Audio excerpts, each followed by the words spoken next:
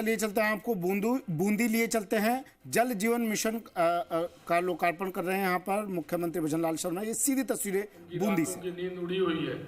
उन्हें जिस तरह से हमारी सरकार के आते ही पेपर लीक वाले लोगों को उनके पापों का हिसाब करने वाली सरकार जनता की सेवा में आ गई है। आज मैं कह सकता हूं कि पेपर लीक वाले लोग अंदर डूब के हैं।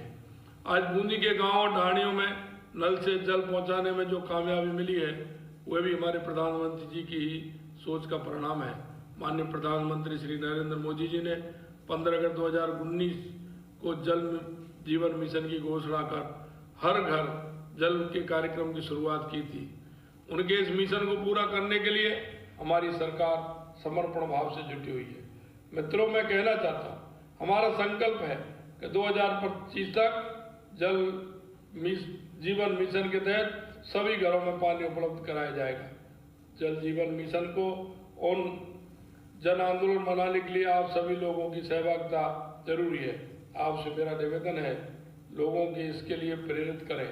अंत में मैं आपसे इतना कहना चाहता हूँ मित्रों, हमारी सरकार राजस्थान जो पानी के लिए हमेशा परेशान रहता था, हम चाहते हैं कि सबसे पहली आवश्यकता राजस्थान में पानी की है और पानी की आवश्यकता है तो हम किसी भी प्रकार की कोर कसर नहीं छोड़ना चाहते हैं। हमारे ये 13 जिले ERCP से जुड़ेंगे।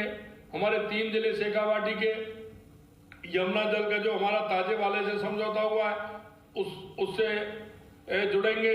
इसके अलावा हमारी सरकार ने इंदिरा गांधी नहर परियोजना के माध्यम से जो हमारे हनुमानगढ़, गंगानगर, बीकानेर, नागौर, जैसलमेर, फलौदी ये जुड़े हुए हैं, इसके लिए भी हम काम कर रहे हैं। हमारी वहाँ 15 किलोमीटर की लाइन ऐसी है पंजाब के अंदर जो आज भी वो कच्ची है, लेकिन हमने इस बार उसको पक्की कराने का दृढ़ संकल्प लिया है। हम उसमें 29 दिन का उसमें हम गैप लेने वाले हैं।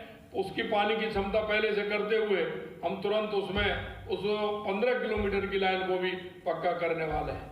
यही नहीं, आपने देखा होगा 5-6 दिन पहले हमने उदयपुर के अंदर हमने देवास स्कीम का तीसरे और चौथे चरण का हमने उद्घाटन किया है। मित्रों, मैं आपको बताना चाहता हूँ, उदयपुर में हमारी अरावली पर्वत की पहाड़ियाँ जो आप देखते हैं, हमारा आधा पानी अरब सागर की तरफ जाता है और आधा पानी हमारा बंगाल की खाड़ी की तरफ आता है। बंगाल की खाड़ी की तरफ पानी जो आता है वो हमारे उदयपुर वासियों के लिए, हमारी जिलों के लिए काम आता है, लेकिन अरब सागर की तरफ जो पानी जाता था वो पानी बह करके जाता था। हमने अरब सागर वाली जो पहाड़ी हमारी है उनमें टनल के माध्यम से स्कीम नंबर 1, 2, 3 और 4 जिस तरह से स्कीम हमने बनाई है उनका पानी भी हम ला करके और हम उदयपुर की झीलों में राजसमंद के लिए, कपासन के लिए, चित्तौड़ के लिए लेकर के आएंगे।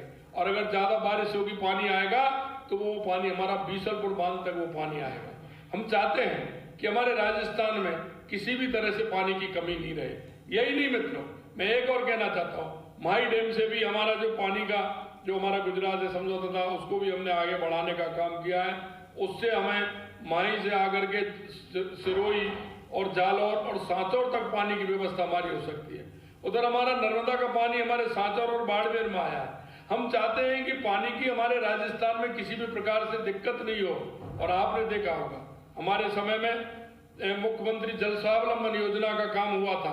हमने आज उसके लिए भी 10,000 करोड़ रुपए से ज्यादा हमने उसको भी मंजूर किया है। हमारे जो पुराने जल के स्रोत हैं उनको किस तरह से हम उनको मेंटेन कर सकते हैं, किस तरह से उनमें बारिश के समय में पानी भरेगा उनको कर सकते हैं। पर्यावरण की दृष्टि से वहां हम किस तरह से वृक्ष लगाते हुए उनको एक अच्छे दर्शनीय स्थल बना सकते हैं। मित्रों, मैं आपसे कहना चाहता हूं, हमारी सरकार को 3 महीने हुए, लेकिन हमने पर्यटन के क्षेत्र में, पानी के क्षेत्र में, औद्योगिक क्षेत्र में और हमने जिस तरह से एक राजस्थान के पूरे सभी क्षेत्रों को अलग अलग तरीके से हमने कहा है, हम बांसवाड़ा, डूंगरपुर और प्रतापगढ़ हमारे 3 जिले हैं। इन 3 जिलों में किस तरह से पर्यटक योजना हमारी ठीक बन सके।